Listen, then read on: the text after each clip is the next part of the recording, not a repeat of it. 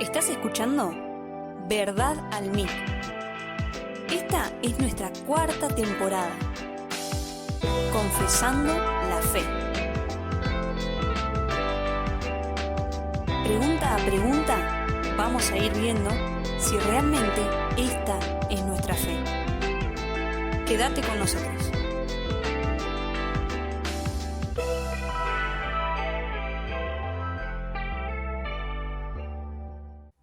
Hola a todos, muy bienvenidos a un nuevo episodio de Verdad al Mic. Estamos estudiando la confesión de fe, continuamos con las preguntas que nos están guiando en este estudio y vamos a hacer un breve repaso de los últimos 3 o 4 episodios para entender cuál es el tema de hoy. Para adelantarles, el tema de hoy es los oficios de Cristo.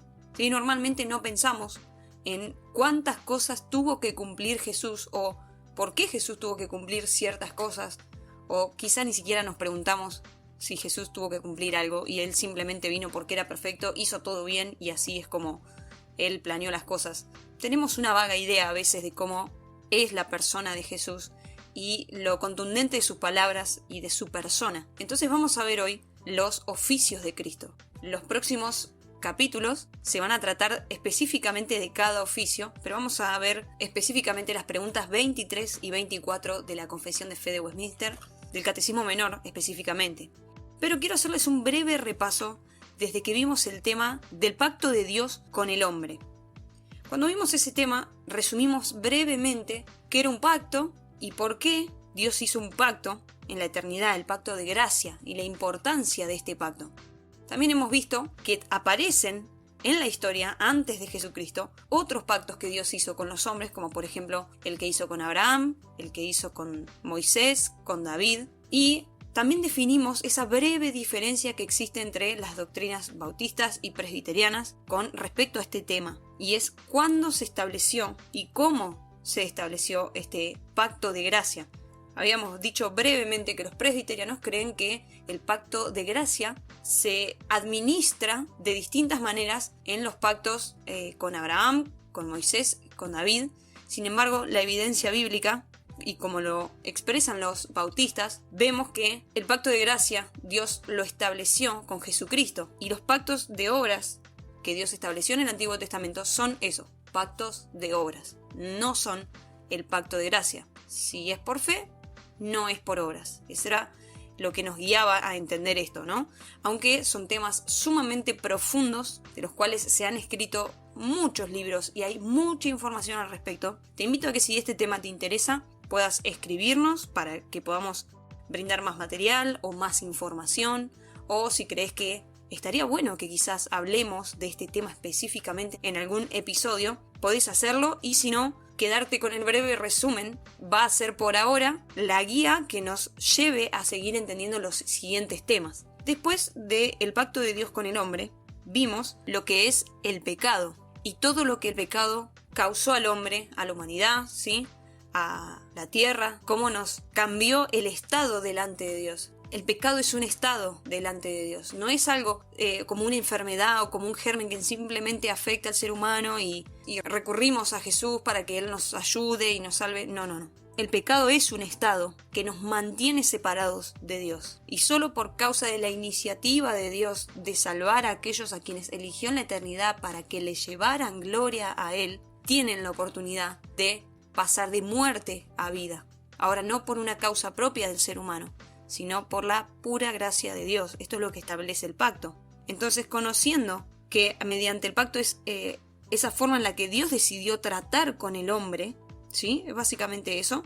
Y entendiendo que el hombre es incapaz de recurrir a Dios, incapaz de salvarse a sí mismo, incapaz de responder a Dios de una manera santa, 100%, entonces Dios nos envía un Salvador. Eso era lo que hablaba Brian en el capítulo anterior, en las preguntas 21 y 22. ¿Quién es el Redentor de los elegidos de Dios? Rápidamente responderíamos que obviamente es Jesucristo. Sin embargo, hay religiones que no profesan lo mismo o no creen que es solamente Jesucristo el Redentor de los elegidos. Elegidos porque sabemos que el alcance de la salvación es para aquellos a quien Dios le dio a Jesús para que salvase. Esto que estoy diciendo lo dice Jesús mismo en la oración sacerdotal en Juan capítulo 17. Padre, aquellos que me has dado, no perdí ninguno. ¿Sí? Y Jesús mismo, hablando con Nicodemo en Juan 3:16, encontramos completo el Evangelio. ¿Y cómo es que sucede? ¿Sí? De tal manera amó Dios al mundo, que ha enviado a su Hijo, para que todo aquel que en Él cree no se pierda y tenga vida eterna. Todo aquel que en Él cree. No todos serán salvos, y en eso consiste la elección. Pero es algo que vamos a ver más adelante, y es un tema muy nutritivo si le prestamos atención. Pero también suele ser un tema que causa mucho rechazo entre los cristianos, porque nadie quiere escuchar que probablemente Dios no haya elegido a algunas personas o no vaya a salvar a algunas personas. Sin embargo, entender que hay un propósito de Dios mayor, como Isaías dice, los caminos, los planes de Dios son mayores, son más altos. Nosotros no los podemos alcanzar.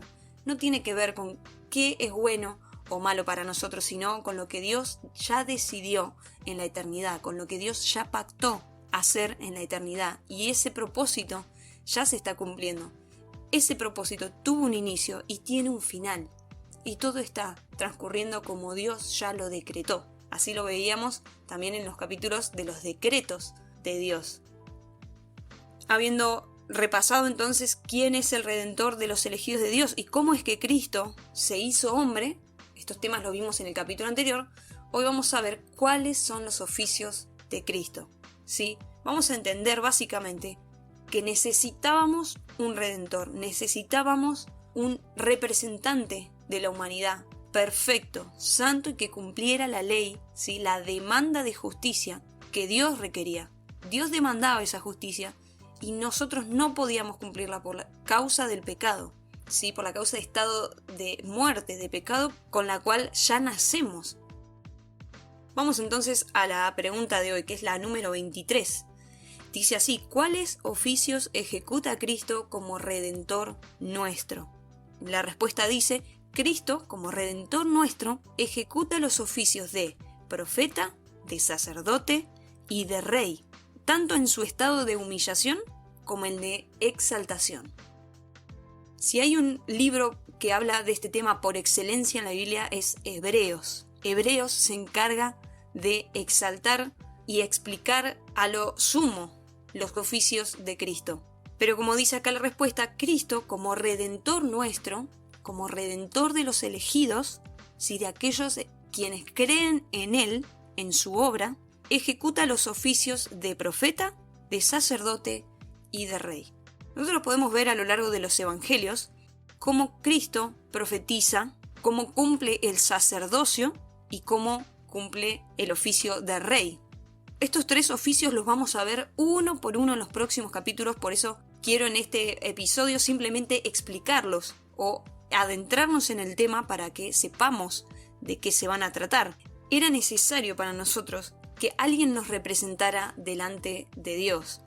Esto lo repetimos una y otra vez, porque solemos caer en la idea, y nos suelen a veces enseñar la idea de que algo podemos hacer para que Dios nos vea, algo podemos hacer para que Dios nos acepte, para que Dios nos ame, para merecer algo de Dios. Y esto es imposible, imposible de generar. Ningún ser humano tiene algo que Dios haya visto, que le haya impresionado a Dios de manera que Él diga: no, a esta persona la tengo que salvar porque mirá qué bien que canta, supongamos. Mirá qué bien que lee, mirá qué bien que trabaja, mirá qué buena persona que es. A esta persona la voy a salvar. No, este no es el pensamiento de Dios. Ese no fue el criterio de Dios para elegir a quienes serían salvos. La elección, fíjense que siempre decimos elección y no selección, como se suele entender.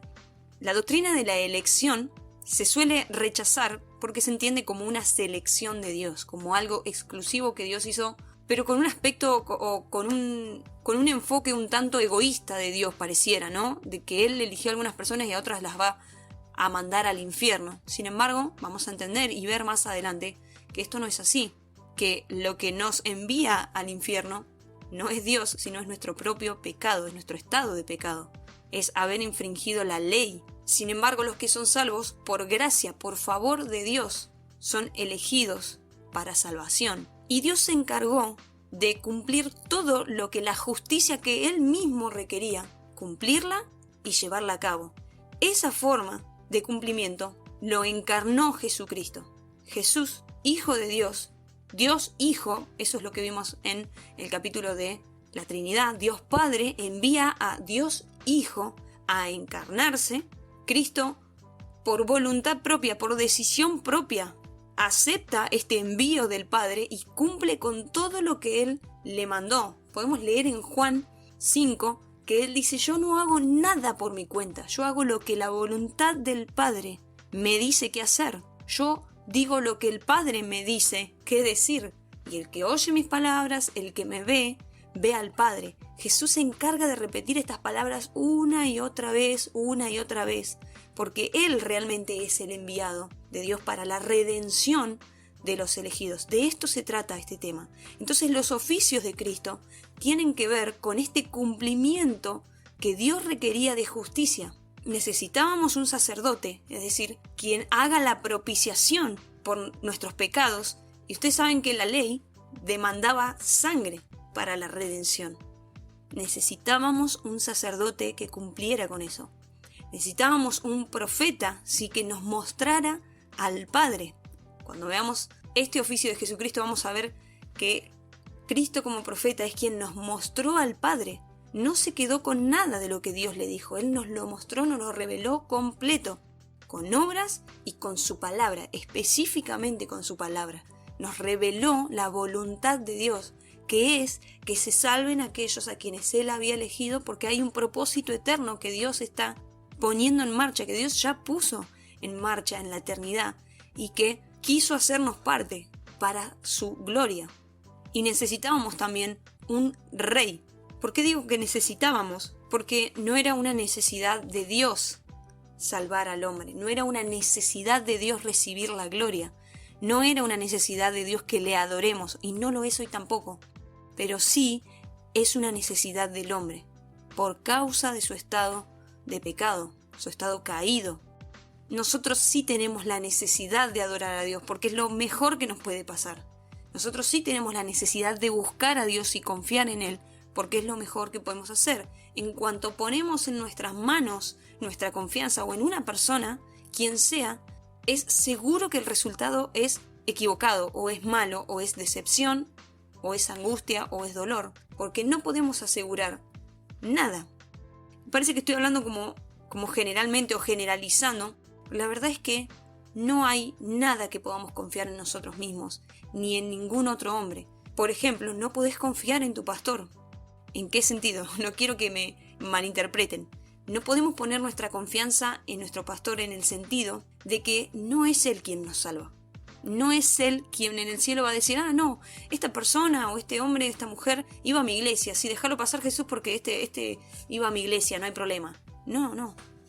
Tus amigos, tu familia, tu denominación cristiana, cualquiera sea, tu iglesia grande o chiquita, nada de eso te va a salvar, nada de eso te asegura la entrada al cielo. Quien te asegura la entrada al cielo es Jesucristo y su completa obra. Y vamos a ver que Él cumplió con todo lo que el Padre requería, con absolutamente todo.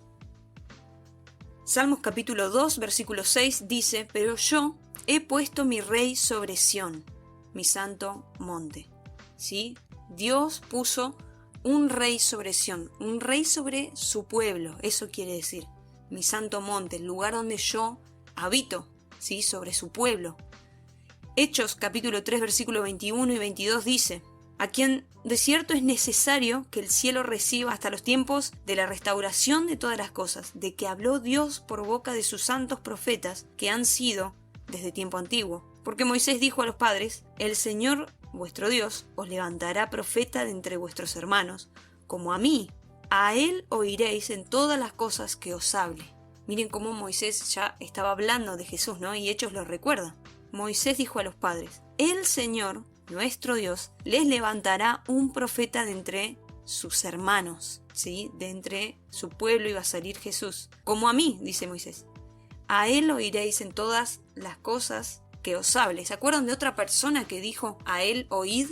Bueno, Esa fue la voz de Dios que confirmó en el mismo momento en que Juan el Bautista estaba bautizando a Jesús, ese momento en el que el Espíritu Santo se posa sobre Jesucristo como paloma y se escucha esta voz: este es mi Hijo amado, en quien tengo complacencia, a él oíd. Esto mismo que había dicho Moisés, y por supuesto que todos los que estaban ahí seguramente se acordaron de esto que había dicho Moisés, porque las palabras de Moisés eran sumamente importantes para el pueblo judío. Ellos esperaban un Mesías que sea rey, que sea profeta. ¿Se acuerdan de otra historia, en otro momento en que alguien le dice a Jesús: me parece que tú eres profeta? El momento en que Jesús pasa con la samaritana y Jesús le dice a esa mujer que sabía de su historia, y ella lo primero que piensa es y le dice: Señor, me parece que tú eres profeta. ¿Sí? Y sabemos cómo continúa esa conversación. Lo que quiero decir con esto es: Jesús está profetizado, no desde Isaías, no desde Moisés, sino desde Génesis 3:15.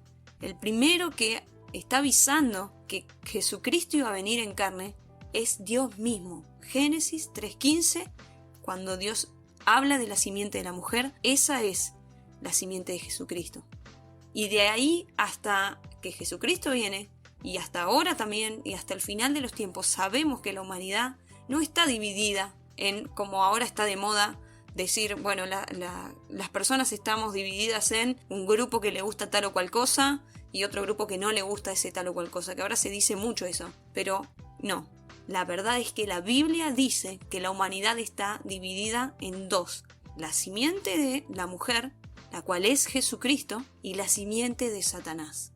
La simiente de Jesucristo son todos aquellos elegidos de Dios para ser redimidos por la obra redentora de Jesucristo. La simiente de Satanás, todos aquellos destinados a perderse por la eternidad en el infierno. Eso es lo que la Biblia declara desde Génesis 3:15 en adelante. Hebreos capítulo 12, versículo 25 dice: mirad que no desechéis al que habla, porque si no escaparon aquellos que desecharon al que los amonestaba en la tierra, mucho menos nosotros si desecháremos al que amonesta desde los cielos. Mirad que no desechéis al que habla. Solemos leer la palabra de Dios y las escrituras, la Biblia, a veces perdidamente buscando algún que otro versículo, como si fuese unas perlitas, decía un pastor que escuchaba. Uno saca ese versículo y dice, bueno, algo de ánimo, algo del gozo, y dice uno, bueno, gracias Dios por este versículo, y así sale a la calle, así salimos al trabajo, así seguimos nuestra semana. Sin embargo, eso no es realmente profundizar en las escrituras, porque si las leyéramos, nos daríamos cuenta que la Biblia entera, Antiguo Testamento y Nuevo Testamento, hablan de Jesucristo. Jesús dice en Juan, capítulo 5, si no me equivoco, escudriñar las escrituras porque a ustedes les parece que ahí van a encontrar la vida eterna, pero las escrituras hablan de mí, dice Jesús. Solemos usar la Biblia como una especie de amuleto, como algo donde sabemos que vamos a encontrar algo bueno que va a decir de Dios o de la vida o de las cosas, de los bienes de nosotros. Lo leemos como si fuese una especie de horóscopo a veces y no nos damos cuenta que la Biblia habla de Jesús. Por eso queríamos tomarnos el tiempo de hacer uno por uno los oficios de Cristo y toda la obra de Jesucristo, porque esta es la parte más importante de este estudio. La parte más importante de este estudio es Jesucristo, porque todo apunta a Él. Eso nos dice Hebreos. Todo apunta a Jesucristo. Lo importante es realmente Él y su obra. Y por supuesto conocer a Dios. Porque Jesucristo justamente nos lleva a conocer a Dios. Él reveló al Padre.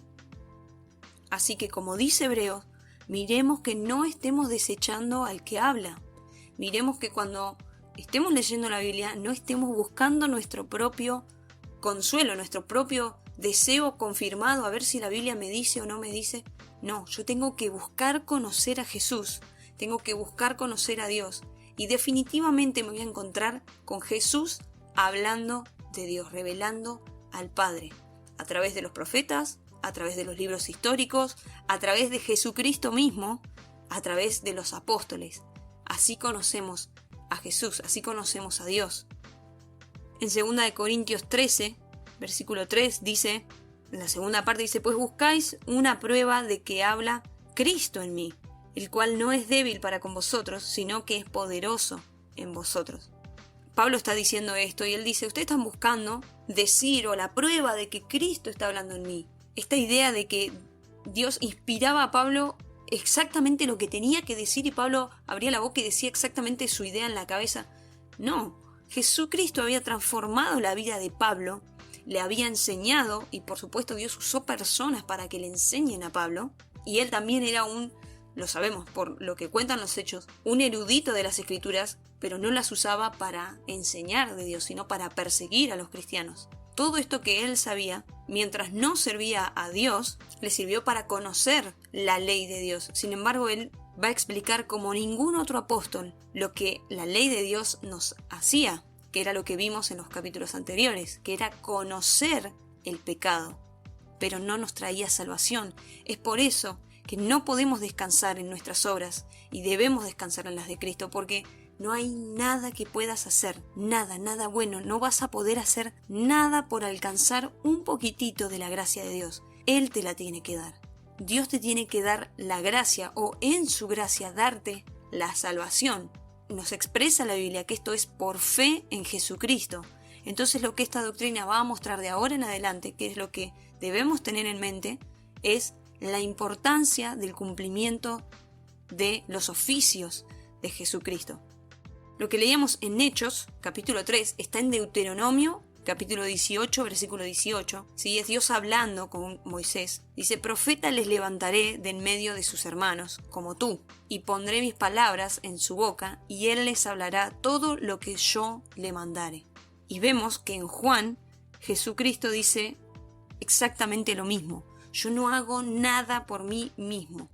Lo que hago es la voluntad del Padre, lo que Él me envió a hacer. Esto lo podemos encontrar en Juan 5, versículos del 36 en adelante. Es importante esta doctrina o saber los oficios de Cristo porque quien va a hablar y revelar al Padre es Jesucristo. Y Dios señaló a Jesucristo para que a Él escuchemos. Para que a Él lo escuchemos como profeta, como sacerdote y como rey. Estos tres oficios de Cristo son los que vamos a estar estudiando en los próximos capítulos. La segunda parte de la respuesta de la pregunta que hoy vimos dice, tanto en su estado de humillación como en el de exaltación. ¿Qué quiere decir esta parte? La voy a explicar brevemente, pero vamos a ver también en otros capítulos cómo fue la humillación de Cristo.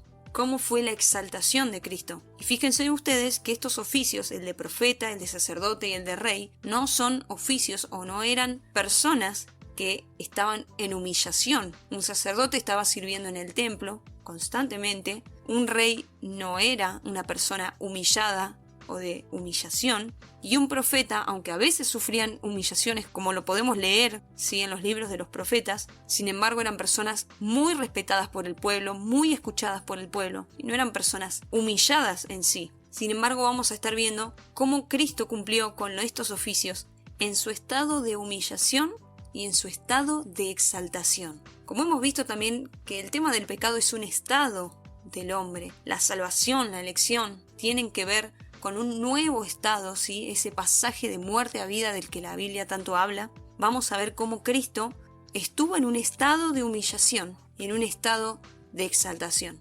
¿Cómo cumplió Cristo con estos oficios en esos dos estados? Hasta acá el programa de hoy ha sido simplemente de revisión de los temas y de una exposición breve de lo que vamos a estar viendo en los próximos capítulos, que es cómo ejecuta Cristo el oficio de profeta, el oficio de sacerdote, el oficio de rey, y en qué consisten el estado de humillación y el estado de exaltación. No te los pierdas, son realmente muy interesantes. Acá apunta la Biblia, ¿sí? Los profetas, Dios mismo, han profetizado y hablado del Mesías hasta que Él llega, y cuando Él llega, Dios dice, a Él oíd.